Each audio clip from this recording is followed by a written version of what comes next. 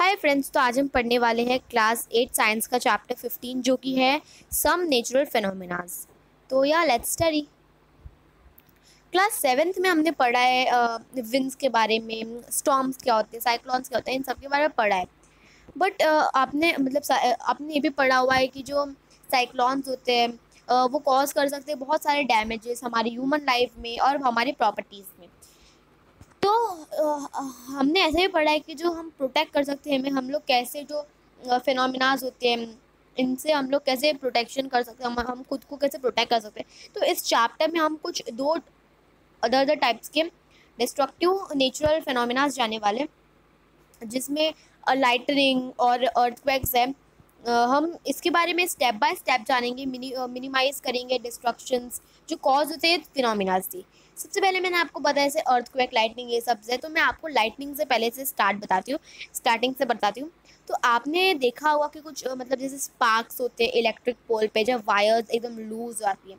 तो इस फिनोमिनान जो होता है ना, बहुत ज़्यादा कॉमन होता है जब वाइन और मतलब जो विंड होती है वो ब्लो हो रही होती है और शेक हो रही होती है वायर्स, मतलब ऐसे कई रास्ते से जा रहे होते हैं तो ऐसे बड़े बड़े खंबे लगे होते हैं, तो खंबे जो है वो एकदम शेक कर रहे, मतलब खंबे की जो वायर्स होती है वो शेक कर रही होती है ना। आपने ऐसा भी देखा होगा स्पार्क्स, जब हम लोग एक प्लग लगाते हैं लूज एकदम सॉकेट में, तो जो लाइटनिंग है एक इलेक्ट्रिक शॉक स्पार्क है। बट इलेक्ट्रिक स्पार्क मतलब छोटा सा जब हम लोग लगाते हैं वायर में, जब थोड़ा सा छोटा सा करंट लगता है तो एकदम छोटी सी चिंगारी उड़ती है। बट क्या होता है लाइटनिंग में एकदम बड़े ह्यूज स्केल में एकदम चिंगारी, बोलते हैं चिंगारी, तो एकदम बड़े पूरे आसमान में जितना चिंगारी आती है। तो एंशियंट टाइम्स में क्या होता था, लोगों को पता नहीं था कि ये स्पार्क्स क्यों आते हैं और क्या होता है। तो उनको मतलब ऐसा उन लोग को डर लगता था पहले, उन लोग को ऐसा लगता था ये कुछ मतलब ऐसे कुछ गॉड का बनाया बनाया है, गॉड का व्रत है और गॉड आ रहे हैं विजिट करने के लिए। तो ना ऑफ कोर्स जो अंडरस्टैंड जो लाइटनिंग है वो कॉज होती है, किससे होती है, वो अक्यूमुलेशन होती है चार्जेस से, क्लाउड्स में होती है, ठीक है ना। तो हमें इससे ज़्यादा डरने की कुछ प्रॉब्लम नहीं है, बट हमें इसके कुछ प्रिकॉशंस होते हैं वो फॉलो करने चाहिए। मीन्स ये बहुत मतलब बहुत बहुत ज़्यादा बड़े बड़े डेडली स्पार्क्स आते हैं, एकदम बड़े बड़े करंट्स, चिंगारी बोलते हैं हम लोग उसे, चिंगारी जैसे आते हैं एकदम बड़ी बड़ी चिंगारियाँ। तो बहुत मतलब हाँ, ये it can also kill the peoples. और आपने कभी कभी देखा भी होगा न्यूज़ में कि बिजली कड़की, लाइटनिंग आई तो खेतर जल गया, फील्ड जल गया होता है, कोई मर गया है ना, तो वो बिजली की वजह से हो जाता है। अभी हम जानते हैं कि जो स्पार्क्स और जो ग्रीक्स होते हैं उससे हम पैसे उन लोग को मतलब ये सब पता कैसे चला। पहले जो एंशियंट ग्रीक्स जो थे उन्हें एक अर्ली टाइम में 600 BC में पता चला कि जब एम्बर था, एम्बर जो होता है एक रेजिन का टाइप काइंड होता है जो एक रब्ड होता है मतलब फर के साथ। तो ये अटैच था लाइट ऑब्जेक्ट्स के साथ, जैसे हेयर, है ना। तो जैसे आपने देखा होगा कि जो देखा होगा जो वुलन के या पॉलिस्टर के कपड़े होते हैं या हेयर स्टैंड होते हैं एंड में ना। If you take off these clothes in dark, अगर आप ये डार्क में लेके जाओगे तो कैसे दिखेगा, स्पार्क टाइप दिखेगा या आप एक क्रैकलिंग साउंड सुनोगे। तो 1752 में बेंजामिन फ्रैंकलिन, एक अमेरिकन साइंटिस्ट, आपने नाम तो सुना होगा बेंजामिन फ्रैंकलिन, तो उन्होंने लाइटनिंग देखी और स्पार्क थे उनके कपड़ों पे, एसेंशियली वो देखा, कुछ फेनोमेनाज देखे। तो हावेवर उन्हें 2000 साल तक रियलाइजेशन ऑकर हुई। I wonder why they took so many years to realize this similarity. मतलब इतना वो जो पूछ रहा है कि इतना साल कैसे लगा उनको एक ही मतलब सिमिलैरिटी रियलाइज़ करने में, जानने में। तो पहेली ने आंसर दिया कि जो साइंटिफिक डिस्कवरीज होती है उनके जो हार्ड वर्क होते हैं, उनके रिजल्ट जो होते हैं वो राइट होते हैं। मतलब हम लोग कुछ ऐसे भी तो बता नहीं सकते कि कुछ भी डिस्कवरी तो नहीं कर सकते, बट उन इसीलिए जो उनके जो रिजल्ट होता है हार्डवर्क का, बहुत सारे लोगों से इंफॉर्मेशन कलेक्ट करनी होती है, एक्टिविटीज़ मतलब जानना पड़ता है उसके बारे में, फुल इंफॉर्मेशन करनी पड़ती है, इसलिए उसको मतलब इतना ज़्यादा टाइम लगता है। अभी हम कुछ प्रॉपर्टीज़ जानते हैं इलेक्ट्रिक चार्जेस की, ठीक है ना। तो ये सब रिलेटेड है लाइटनिंग के, स्काई में जो होती है, ठीक है ना। नाउ सबसे पहले तो आपने स्कूल में ऐसे ये तो किया होगा, स्कूल या कहीं ट्यूशन या घर पे भी किया होगा आपने। जैसे एक स्केल ली है, वो स्केल मतलब आपके बाल जो है, you have to rub a plastic scale on your dry hair। और जो स्केल है वो जैसे मतलब छोटे छोटे पीसेस करो पेपर के, ज़्यादा ज़्यादा नहीं, छोटे छोटे, और आप नीचे रख दो पेपर को। और आप जो अपने जो स्केल है आपकी, रूलर होती है, वो रूलर को आपके बालों पे ऐसे घिसो। You have to rub your the scale in your dry hair. और आपको ना फिर जो स्केल है वो अट्रैक्ट करेगी जो छोटे छोटे पीसेस है पेपर के, तो वो अट्रैक्ट करती है। तो ये क्या होता है, ये जब रब करने पे जो चार्जिंग होती है, तो इसे क्या मतलब क्या बोलते हैं, what it is called. Activity 15.1 में आपको क्या करना है, you have to take a used ball pen, मतलब जो भी आप नॉर्मल बॉल पेन लिखी हुई होती है उसकी रिफिल लेनी है, और आपको रब करना है उसे vigorously with a piece of polythene के पीस को आपको थोड़ा क्लोज लाना है उसके स्मॉल स्मॉल पीसेस, पेपर के स्मॉल स्मॉल पीसेस से। आपको ये ध्यान रखना है कि जो हमें उसे टच नहीं करना है, जो रब्ड एंड है रिफिल का, with your hand or with a metallic object। You have to repeat the activity with small pieces of dry leaf, husk और mustard seeds। आपको क्या जानने मिलेगा, क्या ऑब्जर्वेशंस है। तो जब भी एक प्लास्टिक की जो रिफिल है रब की जाती है पॉलीथीन के साथ, तो ये स्मॉल इलेक्ट्रिक चार्ज बनता है उससे। सिमिलरली जब भी प्लास्टिक कॉम जब रब करते ड्राई हेयर पे, तो ये क्या करता है, ये थोड़ा सा चार्ज करता है।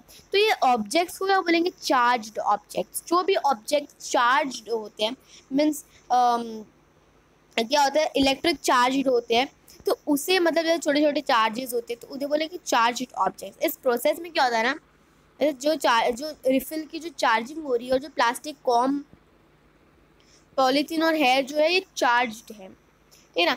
अभी हम कुछ देखो यहाँ पे एक्टिविटीज़ है नो। इस एक्टिविटी में आपको क्या करना है, 15.2 इस एक्टिविटी में यहाँ पे कुछ दिए गए हैं हमारे पास ऑब्जेक्ट्स है। ये रबिंग के लिए यूज़ आ रहे हैं, ये अट्रैक्ट कर रहे हैं कि नहीं कर रहे हैं, ये चार्ज है या नहीं है। तो आपको ये यहाँ पर लिखने हैं, है ना। तो ये दिस इज़ योर होमवर्क, आपको होमवर्क में करना है। और या जिसने होमवर्क कर लिया तो मैं आप उसका कमेंट मतलब उसका आंसर जो है कमेंट सेक्शन में पिन करूँगी ना। अभी हम जानते हैं types of charges and there interaction. Charges के टाइप्स जानते हैं और उसके इंटरेक्शंस जानते हैं। एक्टिविटी 15.3 में आपको क्या करना है, आपको सबसे पहले तो आपको दो बलून को फुल ने इन्फ्लेट करना है और उसको हैंग करना है, मतलब कुछ आपको उसके एक दूसरे को टच नहीं होना चाहिए। You have to rub the balloons with a woollen cloth और आपको उसे रिलीज होने देना। आप क्या ऑब्जर्व करोगे, व्हाट डू यू ऑब्जर्व, हम जानते हैं आगे। But now let us repeat this activity with pen refills. अभी हम लोग ये एक्टिविटी को पेन के रिफिल्स के साथ करते हैं। आपको रब करने जो रिफिल को पहले पॉलीथीन के साथ और प्लेस करने उसे केयरफुली एक ग्लास टम्बलर में, जो tumbler as a stand use करना है उसे। और देखो यहाँ पर दिख रहा है इंटरेक्शन बिटवीन लाइक चार्जेस, है ना। फिर आपको क्या करना है, दूसरी रिफिल को रब करना है ऑल्सो विद द पॉलीथीन। आपको थोड़ा सा क्लोज लाना है वो चार्ज रिफिल को, और आपको ये ध्यान रखना है कि जो चार्ज एंड है वो आपके हाथ पे टच ना हो, क्योंकि मतलब थोड़ा सा चटका वटका गर्म लगता है। तो यहाँ पे कुछ इफेक्ट है क्या रिफिल का टम्बलर में, तो क्या जो दो है एक दूसरे को रिपील कर रहे हैं, मतलब अट्रैक्ट हो रहे हैं क्या।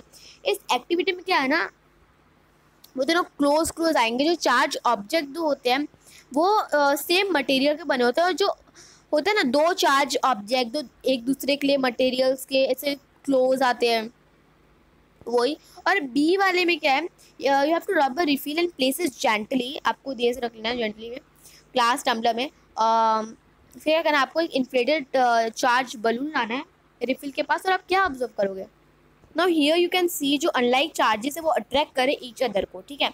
तो अभी हम इसके ऑब्जर्वेशंस जानते हैं। जो चार्ज बलून है वो रिपील करते चार्ज बलून को, और एक चार्ज रिपील करती है एक चार्ज रिफिल को।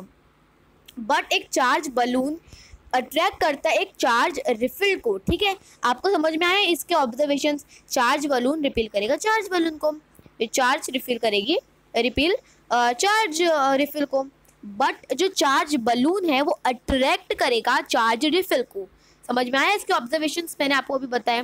सो हमारे पास दो टाइप्स के चार्जेस होते हैं, वो हम आगे जानेंगे, but can we also say कि जो चार्जेस है वो सेम काइंड के होते हैं, रिपील करते हैं ईच अदर, वाइल जो चार्जेस होते हैं वो डिफरेंट होते हैं बट अट्रैक्ट ईच अदर करते हैं। तो ये हम जानेंगे, बट ये कन्वीनियंट है जो जिसे हम लोग को कॉल करेंगे चार्ज, जिसे अक्वायर जैसे glass rod when it is rubbed with a silk S positive. तो जो दूसरा काइंड है चार्ज का, ये इसे बोलेंगे नेगेटिव। ये ऑब्जर्व किया गया है कि जो चार्ज ग्लास रॉड है, ये थोड़ा पास लाएंगे चार्ज प्लास्टिक स्ट्रॉ से, तो और वो रब किया जाएगा पॉलीथीन, तो यहाँ पर क्या हो रहा है, अट्रैक्शन हो रहा है दो, मतलब दोनों में। एंड जो इलेक्ट्रिकल चार्जेस है वो जनरेट हो रही है रबिंग, जिसे बोलेंगे static.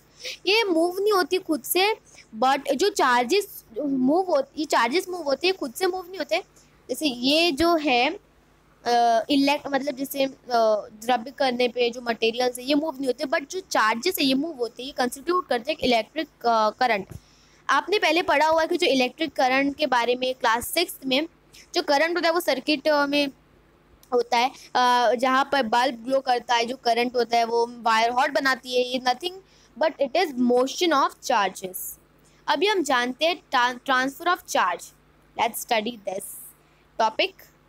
Now in this activity 15.4, what you have to do is you have to do nothing, you have to take a empty jam bottle, और आपको एक पीस लेना है कार्डबोर्ड का, स्लाइटली थोड़ा बड़ा होना चाहिए साइज में, और आप मतलब आपके मुंह से तो बड़ा होना चाहिए, off the bottle. Now you have to pierce a hole in it, जो मेटल पेपर क्लिप है वो इंसर्ट हो जाती है। आपको ओपन करनी है पेपर क्लिप, जैसे इस फिगर में दिखाया जा रहा है। See, this is the paper clip, है ना। So yeah, this is you have to do। और आपको दो स्ट्रिप्स कट करने एल्यूमिनियम फॉइल के about 4 centimetre into 1 centimetre each. You have to hang them on a paper clip as shown in this table, see, है ना। और फिर क्या करना है, आपको इंसर्ट करनी पेपर क्लिप कार्डबोर्ड के लिड में, और उसे परपेंडिकुलर करना है उसमें। तो और जो चार्ज रिफिल है with the end of it the paper clip, आप क्या ऑब्जर्व करोगे, और क्या इसमें कोई इफेक्ट है फॉइल के स्ट्रिप्स में, क्या ये रिपील कर रही है, ये अट्रैक्ट कर रही है इधर को। No, you have to touch other charge body को एक पेपर क्लिप के एंड से, और क्या जो फॉइल स्ट्रिप्स है बिहेव कर रहे सेम वे में ऑल केसेस में। तो देखो, this is the diagram, this is the activity as shown in the figure.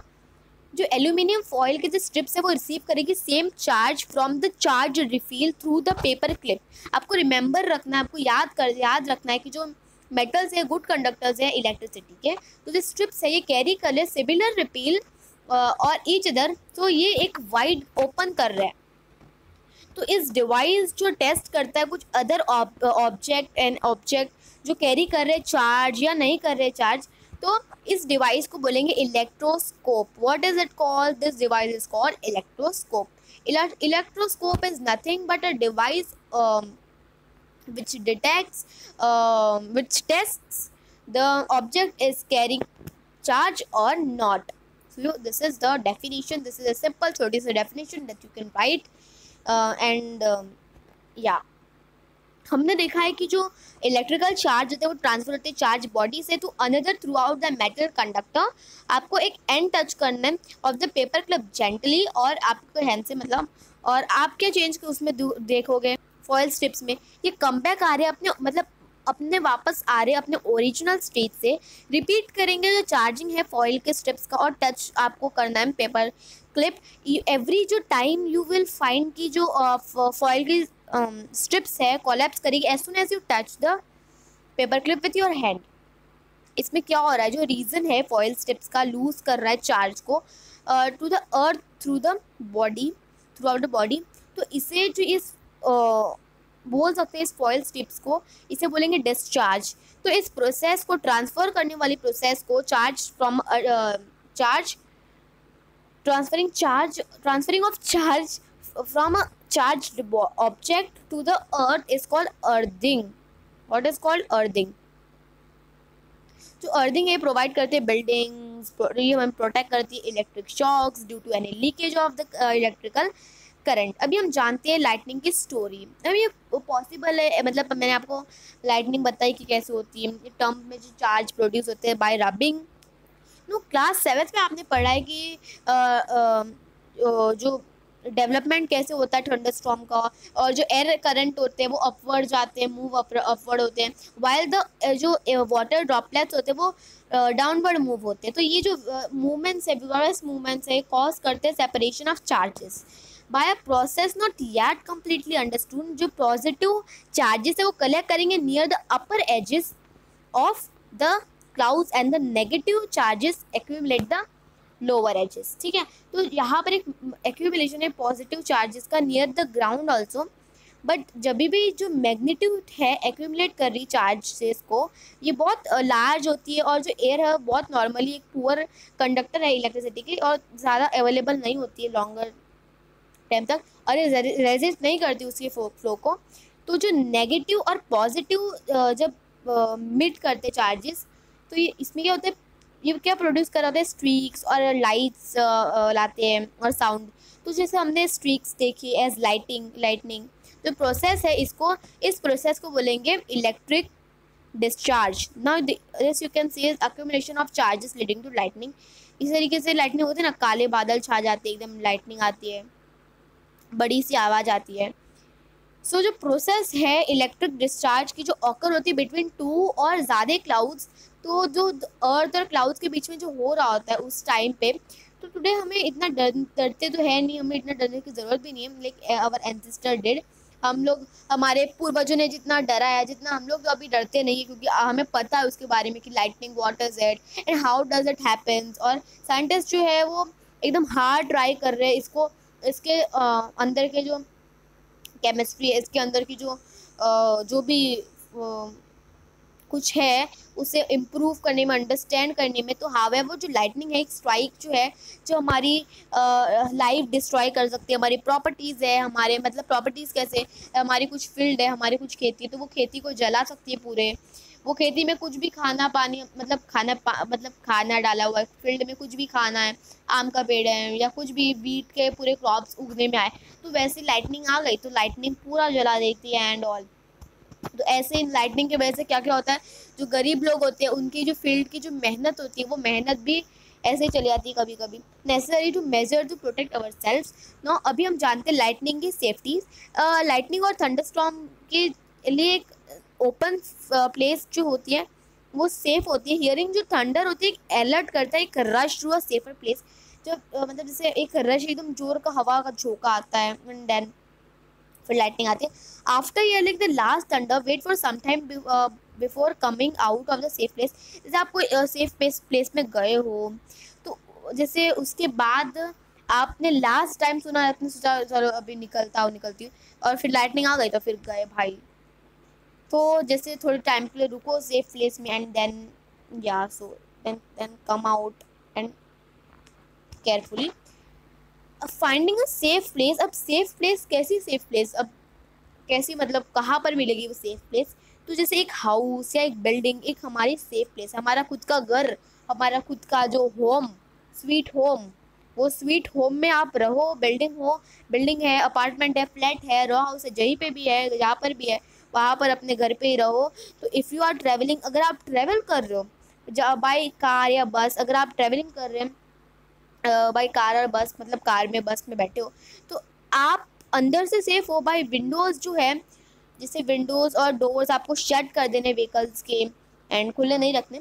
अभी हम जानते हैं dos and don'ts of during the thunderstorm जब लाइटनिंग आती है तो क्या करने चाहिए और क्या नहीं करना चाहिए। अगर आप बाहर हो तो आपको जो जैसे ओपन व्हीकल्स है, जैसे मोटरसाइकिल्स और ट्रैक्टर्स है, कंस्ट्रक्शन मशीनरी है, जो अब ओपन कार्स होती है, ये सेफ़ नहीं होती। तो ओपन फील्ड्स जो है, टॉल ट्रीज होती है, शेल्टर्स है, पार्क्स में, एलिवेटेड प्लेसेस है, ये प्रोटेक्ट नहीं कर सकती हमें लाइटनिंग के स्ट्रोक से। कैसे प्रोटेक्ट नहीं कर सकते? आप सोचोगे कि जो बड़े बड़े पेड़ है वो हमें बचा लेंगे, बट क्या होता है ना, बड़े बड़े पेड़ में कभी कभी बड़ी बड़ी सी छोटी छोटी वायरें भी लगाई होती है, एकदम छोटी छोटी वायर जो हमें कभी कभी दिखती नहीं है। तो लाइटनिंग जो होती है ना, वो एकदम वायर का करंट ज़्यादा जल्दी पकड़ती है, बिकॉज जो चार्ज बॉडी को ज़्यादा रिपील करती है। मैंने आपको बताया जैसे चार्ज बॉडी को ज़्यादा जल्दी लाएगी, दबाव में, खिंचाव में लाएगी। तो जैसे ही वो लाइट, मतलब जैसे ही वो वायर आएगी उसके खिंचाव में, तो वो वायर तो जलने स्टार्ट होगी, और वो वायर पेड़ पे लगाई होगी, चाहे वो पेड़ कितना भी ताकतवर हो, कितना हट्टा कट्टा पेड़ हो, बट वो पेड़ को आग लगेगी और धीरे धीरे धीरे धीरे वो आग बढ़ती जाएगी, जैसे आपको पता भी नहीं चलेगा कब आग लग गई और कब वो पेड़ भून गया।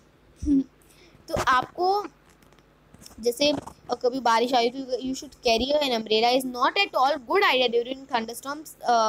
जैसे अम्ब्रेला कैरी करना भी एक गुड आइडिया नहीं है थंडरस्टॉर्म्स के। फॉरेस्ट में जो छोटे छोटे ट्रीज होते हैं उसमें शेल्टर्स लेना है, या if no shelter is available and you are in an open field, stay far away from trees, stay away from poles or other metals objects। मतलब अगर आप एक खुली जगह पे हो, जैसे आप कौन सी जगह पे हो, आप खेती में हो, कहीं फील्ड में हो, कोई एकदम पार्क में जैसे कुछ है ही नहीं, पेड़ वेड़ कुछ नहीं है, तो आपको क्या रहना, आपको सबसे पहले तो पेड़ के पीछे कभी भी नहीं रहना। पेड़ के पीछे गाइस मत रहना, क्योंकि पेड़ क्या करता है ना, पेड़ में लग जाता है, क्योंकि पेड़ में जैसे कनेक्शन पकड़ लेता है पेड़, तो जैसे वो पेड़ कनेक्शन पकड़ेगा ना तो भून जाओगे आप लोग। इसलिए you should not touch the metal objects, और you should not take shelters of the poles और अदर मेटल ऑब्जेक्ट्स। और ओपन फील्ड में हो तो do not lie on the ground. आपको एकदम मतलब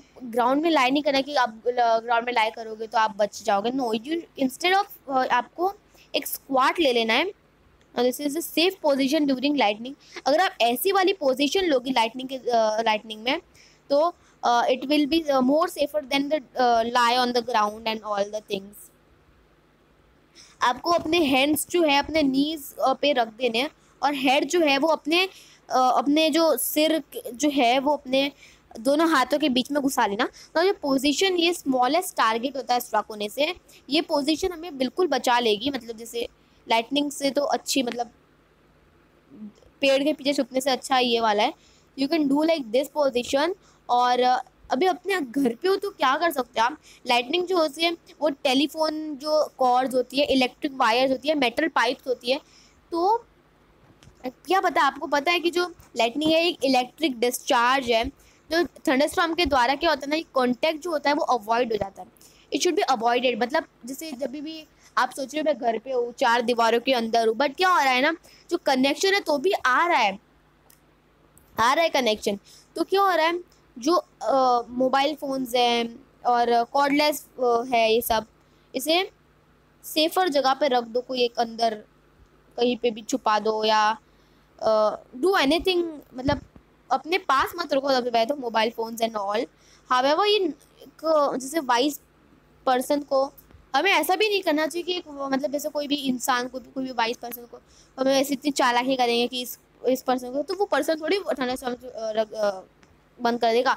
you should not use phone and all, not keep phone when it is thundering in your pocket. मतलब नहीं रखना चाहिए फोन्स को भी अपने पॉकेट्स में, बिकॉज वो क्या कनेक्शन पकड़ लेता है जल्दी से। और वायर्स वाले फ़ोन तो कभी भी मतलब जो नहीं होते घर में रखे होते हैं, हाँ, तो वो भी वायर्ड फ़ोन नहीं यूज़ करने चाहिए थंडरस्टॉर्म्स के। तो bathing should be avoided during thunderstorms to avoid contact with running water. मतलब जब बारिश आ रही होती है थंडरस्टॉर्म के द्वारा, तब नहा रहे हो आप, तो नहा रहे होंगे ना तब, तो क्या होगा, जो पानी और पानी का कांटेक्ट बढ़ेगा, तो नहाना तो बिल्कुल ही नहीं करना। तो थंडरस्टॉर्म जब आ रहा होगा तो, क्योंकि वो ये मतलब नहाओगे तो क्या होगा, कांटेक्ट ज़्यादा बढ़ेगा। तो you should avoid bathing during the thunderstorm with running water जब बढ़ेगा। और इलेक्ट्रिकल एप्लियंसेस जैसे कंप्यूटर्स, टीवीज एक्सेट्रा, ये अनप्लग रहने चाहिए। मतलब उसके बटन्स और वो सब अनप्लग कर देना। इलेक्ट्रिकल लाइट्स जो होते हैं वो मतलब जैसे रिमेन ऑन रहते हैं, तो ये कुछ हमें कॉज नहीं करते हैं। अभी हम जानते हैं लाइटनिंग कंडक्टर्स के बारे में। तो लाइटनिंग कंडक्टर्स है डिवाइस है जिससे हम प्रोटेक्ट कर सकते हैं buildings from the effect of lightning. और कभी कभी क्या होता है ना, बड़ी बड़ी बिल्डिंग्स जो होती है लाइटनिंग पड़ जाती है, एकदम जल जाती है और नीचे गिर जाती है, बहुत सारे पीपल्स जो होते हैं उसमें हार्म हो जाते हैं। तो एक मेटालिक रॉड और टॉलर जैसे बिल्डिंग इंस्टॉल्ड जो होते हैं वायर में, बिल्डिंग्स में कंस्ट्रक्शन के द्वारा लगाए होते हैं। तो एक जो एंड होते हैं रॉड की, वो कीप बाहर रखी होती है आउट इन एयर, एंड जो बरीड होती है ग्राउंड में। तो जो रॉड है ये प्रोवाइड करती है इजी रोड और ये ट्रांसफ़र करने में electrical charge the ground.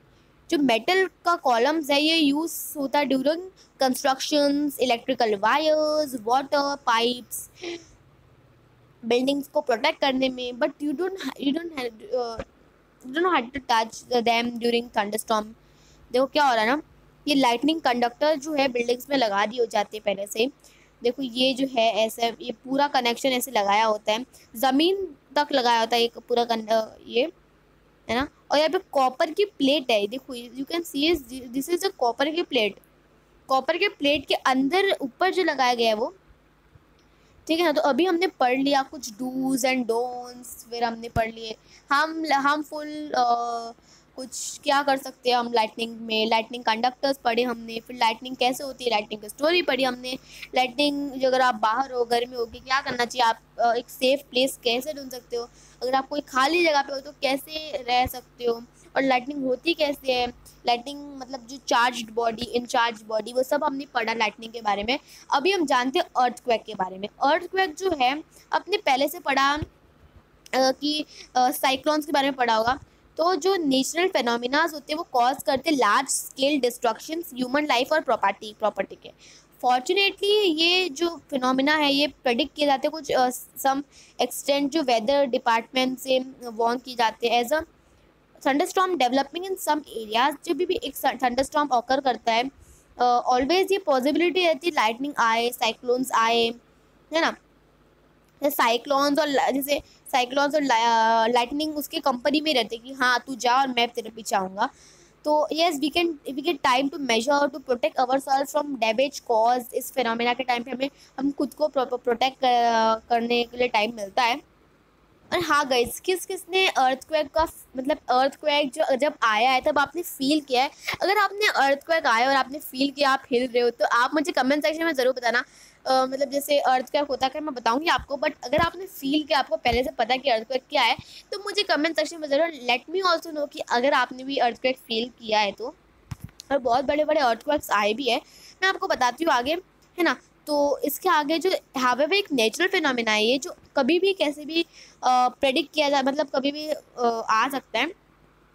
It is an earthquake जो कॉज कर सकता है डैमेज ह्यूमन लाइफ को, हमारी बड़ी बड़ी प्रॉपर्टीज़ है इसको भी कॉज कर सकता है। बिकॉज कैसे लाइटिंग में क्या बिल्डिंग गिर जाती है, सब गिर जाता है, बट थंडर स्टॉर्म्स जो होते हैं वैसे ही होता है, मतलब लाइटनिंग क्या बोल रहे हो। अर्थक्वेक जो होता है ना, अर्थक्वेक भी सेम उससे भी मतलब डेंजर होता है। उसमें अर्थक्वेक में क्या होता है, हिल जाता है अगर ज़्यादा टाइम का 2 to 3 सेकेंड्स का या 3 to 4 सेकेंड्स, 4 to 5 सेकेंड, कभी भी कितने भी सेकेंड्स का ज़्यादा सेकेंड्स बढ़ रहा है, तो जब अर्थक्वेक है तो बिल्डिंग्स गिर जाती है, जो लूज एकदम जिसमें ज़्यादा दम नहीं होता जो बिल्डिंग में, वो गिर जाती है। तो एक मेजर अर्थक्वेक आया है इंडिया में 8 अक्टूबर 2005 उरी में, टंगधर टाउन्स में, नॉर्थ कश्मीर के।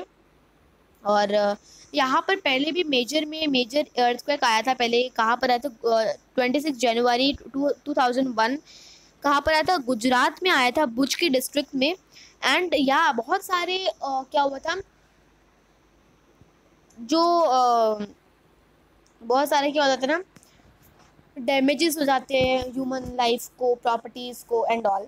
सो अभी एक्टिविटी 15.5 में आपको कहना, आपको अपने पेरेंट्स से पूछना है कि जो बहुत अगर जैसे ह्यूज डैमेज हो जाते हैं, बहुत बड़े बड़े डैमेज होते हैं जो अर्थ को, प्रॉपर्टीज़, हमारी लाइफ को, हमारी प्रॉपर्टीज़ को हो जाते हैं, और आपको कुछ पिक्चर्स करने हैं, इस डैमेज को लाना है। मतलब जैसे यहाँ पे कश्मीर में अर्थक्वेक आया था, देखो कितनी सारी बिल्डिंग्स गिर गई है, इसमें बहुत सारे लोगों की हार्म भी हुआ होगा, बहुत सारे लोगों की डेथ भी हुई होगी इसमें, इस दिस पिक्चर में। तो ऐसे पूरी बिल्डिंग गिर जाती है।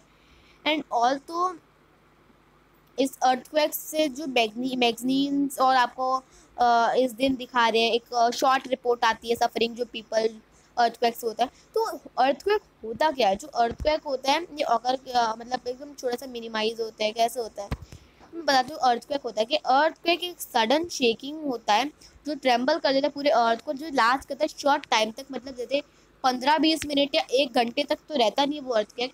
It is cause by a disturbance deep inside the earth. जब अर्थ के अंदर एक डीप डिस्टर्बेंस होता है, क्रस्ट जो हो जाता है, तभी होता है। और जो अर्थक्वेक होता है वो ऑकर करता है हर मतलब जैसे हर टाइम पे जब अर्थ ओवर द मतलब होता है, या नॉट इवन नोटिस, हम उसे नोटिस भी कभी कभी नोटिस भी नहीं कर सकते। अगर ज़्यादा सेकेंड्स का अर्थक्वेक आया तभी हम उसे नोटिस कर सकते हैं। जैसे 1 सेकेंड का अर्थक्वेक आया, हम हिले और हमें, जैसे अगर आप बेड पे बैठे हो तो you don't even feel it कि या अर्थक्वेक आया है and all. If you are standing in the ground और आपको ऐसे फील हो रहा है कि आप हिल रहे हो या कुछ गोल गोल घूम रहे हैं, सो या अंडरस्टैंड कि दिस और अर्थक्वेक्स है। आप फैमिली मेम्बर से पूछो कि आप भी घूमे क्या, मैं भी घूमी। सो जो मेजर अर्थक्वेक्स होते हैं वो बहुत लेस फ्रीक्वेंट होते हैं। ये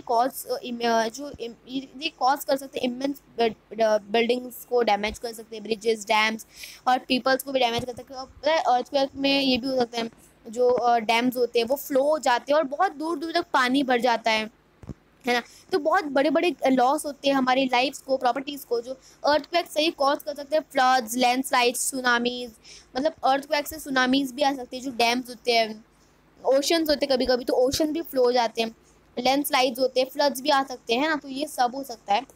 और जो मेजर सुनामी जो ओकर हुआ था इंडिया में, कहाँ पर हुआ था, कब हुआ था, एक कोस्टल एरिया में, जैसे ओशन होते हैं, सफ़र होते हैं, ह्यूज लॉसेस है, तो हुआ था 26 दिसंबर 2004 में सुनामी आई थी। नाउ एक्टिविटी 15.6 में आपको क्या करना है, take an outline map of the world. आपको एक आउटलाइन मैप लेना है वर्ल्ड का। आपको लोकेट करना है ईस्टर्न कोस्ट और अंडमान निकोबार आइलैंड जो इंडिया का।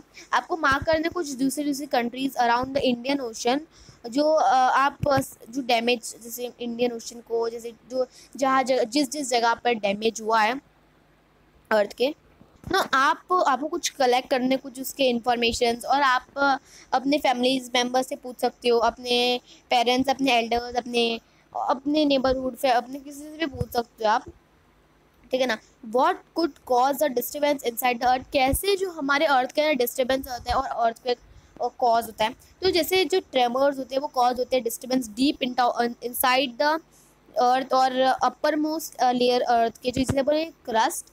देखो हमने पहले से पढ़ा है, हम 6-7 से पढ़ते आ रहे हैं कि जो ये बाहर का जो है ये, इसे बोलेंगे क्रस्ट, इसके अंदर का जो है ये मेंटल है, इसके अंदर का जो है ये आउटर कोर है, इसके अंदर का जो है इनर कोर है। अर्थ के क्या होते हैं 1 2 3 4 लेयर्स होते हैं, मीन्स 3 लेयर्स, 3 लेयर्स जो होते हैं, थर्ड लेयर में 2 टाइप्स के होते हैं। First layer outer core and second is inner core. जो ये है हमारे अर्थ का स्ट्रक्चर, जो आउटर मोस्ट लेयर है अर्थ की, ये एक पीस में नहीं है बट जैसे एक फ्रेगमेंटेड है। ईच जो फ्रेगमेंट है इसका एक प्लेट होता है, तो ये प्लेट जो है कंटिन्यूसली मोशन में होती है। जब ये ब्रश करते हैं पास, मतलब जैसे टकरा जाते हैं एक दूसरे से, मतलब जब भी एक क्रस्ट जब टकरा जाती है, प्लेट क्रस्ट नहीं, प्लेट जो अर्थ के जो प्लेट्स होते हैं वो टकरा जाती है, तो वो प्लेट क्या करते हैं, अर्थ का क्रस्ट करते हैं, मतलब ये डिस्टर्बेंस करते हैं, और इसी डिस्टर्बेंस की वजह से होता है हमारा अर्थक्वेक। तो डिस्टर्बेंस क्या बताता है, अर्थक्वेक सरफेस के, दिस इज द कॉलिडाइडिंग और this is the brushing past ऐसे ये मूवमेंट होते हैं अर्थ के प्लेट्स के। तो भूजो के माइंड में एक और क्वेश्चन है कि अगर साइंटिस्ट को पता होता कि अर्थक्वेक अभी आ रहा है तभी आया, वो प्रेडिक्ट कर सकते हैं, तो क्या उन लोग अभी जान सकते हैं कि अगला स्ट्राइक कब आता है। और ऑल्दो हम सबको पता है कि जो श्योर की जो अर्थक्वेक होते क्या है, और ये अभी पॉसिबल नहीं होता प्रेडिक्ट करने में कि अगला अर्थक्वेक कब आ रहा है, और ये जानने में। I read somewhere that underground explosion could cause tremors. पहली बोल रही है कि मैंने कहीं पढ़ा था कि जो अंडरग्राउंड में एक्सप्लोजन होते हैं वो ट्रेमर्स कॉज करते हैं। ट्रेमर्स जो अर्थ में ये कॉज कर सकते हैं, और ये तभी वॉल्केनो जो होते हैं ये भी इरप्ट होते हैं। तो जो ये मैटर और ये हमारे अर्थ को हिट करते हैं, और जो अंडरग्राउंड का न्यूक्लियर एक्सप्लोजन है ये बाहर आता है। तो हावेवर जो कुछ अर्थक्वेक्स होते हैं वो कॉज होते हैं कुछ movements of the earth since plates. कुछ जो अर्थक्वेक होते हैं वो कॉज होते हैं मूवमेंट्स ऑफ प्लेट्स, जो बाउंड्रीज होती है प्लेट्स की, वीक जोन्स में होते हैं, और जो अर्थक्वेक होते हैं बहुत लाइकली होते हैं ऑकर करने में। जो वीक जोन्स होती है उन्हें हम बोलेंगे सेस्मिक या फॉल्ट जोन्स।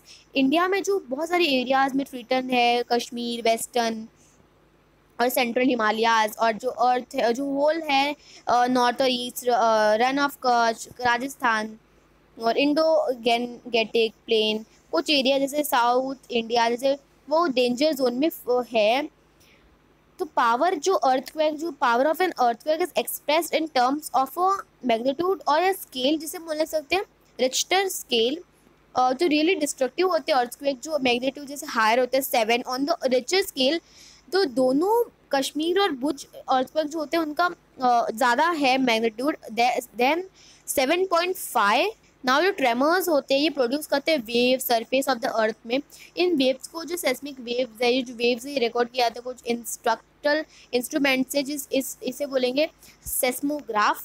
तो जो इंस्ट्रूमेंट है जो सिंपली जो एकदम वाइब्रेटिंग रॉड होता है और जो एकदम पेंडुलम टाइप होता है। Like here you can see this is a typical seismograph record, है ना।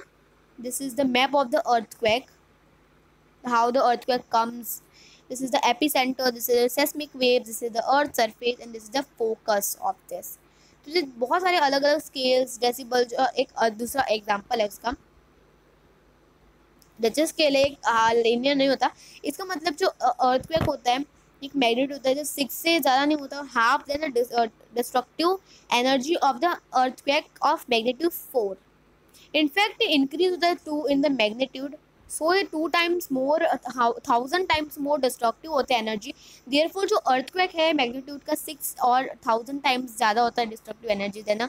Magnitude of 4। अभी हम जानते हैं प्रोटेक्शन अगेंस्ट अर्थक्वेक। अभी हम अर्थक्वेक के अगेंस्ट प्रोटेक्शन कैसे कर सकते हैं, तो हमने देखा है कि हाईली डिस्ट्रक्टिव होते हैं और बहुत सारे हमें प्रिकॉशंस लेने चाहिए और हमें खुद को भी प्रोटेक्ट करना चाहिए। जो लोग सेस्मिक जोन्स में रहते हैं, जो अर्थक्वेक यहाँ पे ज़्यादा तक आते हैं और स्पेशली प्रिपेयर्ड होते हैं उन लोग, जैसे फर्स्ट ऑफ ऑल जो बिल्डिंग्स होती है जोन में बहुत सारी डिज़ाइन होती है और वाइट्स विथ स्टैंड और मेजर ट्रेमर्स। जो मॉडर्न बिल्डिंग्स होती है टेक्नोलॉजी ये पॉसिबल होती है इसमें। ये एडवर्टाइजेबल है कुछ स्ट्रक्चर्स और quake, it is quake safe इसे बोलते हैं हम लोग। जो क्वालिफाइड आर्टिक्स है, आर्किटेक्ट्स है और स्ट्रक्चरल इंजीनियर्स हैं, उन लोग पहले से बिल्डिंग्स की जो डिज़ाइन है विथ स्टैंड्स बना के रखते हैं। और it is highly seismic area, जो यूज़ होते हैं मड और टिम्बर, जो बेटर दैन होते हैं हैवी कंस्ट्रक्शन मटेरियल, जो रूफ्स और इसे एज लाइट एज पॉसिबल।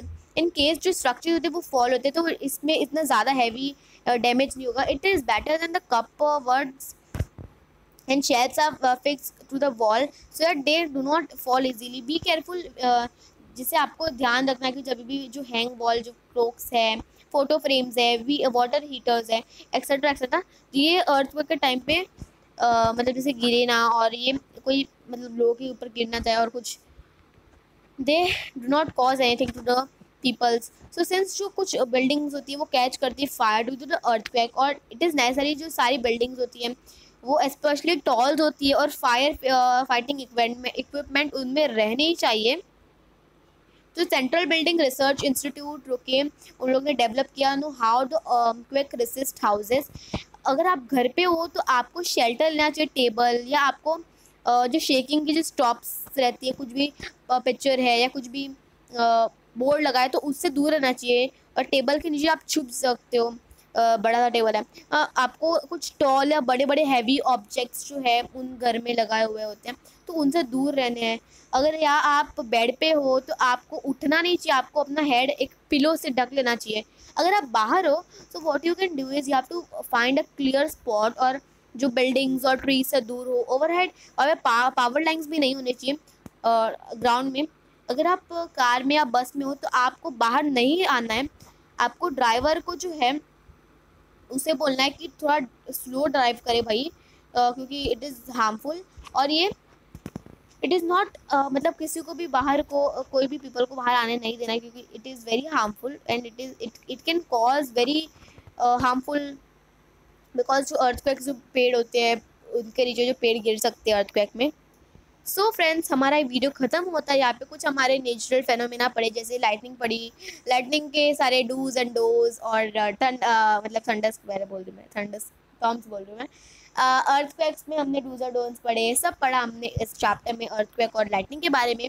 उसके प्रिकॉशंस पढ़े, वो कैसे हम प्रोटेक्ट कर सकते हैं हमको खुद को जब हम बाहर हो, घर में हो, कैसे प्रिकॉशंस ले सकते हैं। और यहाँ पर हमारा वीडियो होता है ख़त्म। अगर आपको कॉन्सेप्ट अच्छा लगा इस चैप्टर में, अगर आपको कॉन्सेप्ट क्लियर हुआ, अगर आपको चैप्टर अच्छा लगा तो इस वीडियो को हिट लाइक करना और मतलब इस वीडियो को शेयर करना। और कुछ प्रिकॉशंस है जो आप सभी को फॉलो करनी चाहिए और आप शेयर करिए अपनी फैमिली और फ्रेंड्स के साथ ये video, so they can also get to know कि हाँ ये प्रिकॉशंस हम ले सकते हैं। So yeah let's meet in next video. और हाँ, सब्सक्राइब करना ना भूले, रेड कलर का बटन है, पूरा फ्री है। अगर आप सब्सक्राइब करोगे तो कुछ भी नहीं होने वाला है, सब्सक्राइब कर देना। आप लोग सब्सक्राइब नहीं करते, वीडियो देख लेते हो बस। सो या यू कैन सब्सक्राइब द, और सब्सक्राइब के बाजू में एक बेल आइकन है तो वो भी दबा देना। So yeah let's meet in next video guys, till then take care and bye bye.